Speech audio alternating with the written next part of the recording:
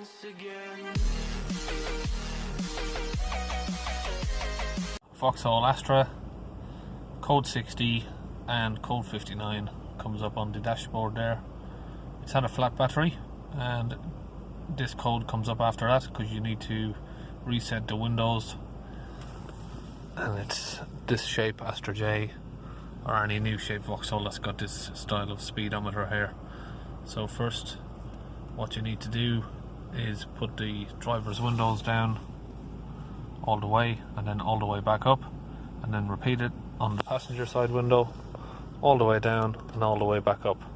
So we're going to put the driver's window all the way down and all the way back up without releasing or stopping.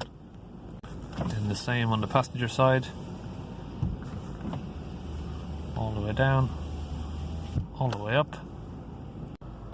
Then you'll see there the code will automatically just disappear on its own. So hope that helped if that's what you're looking for.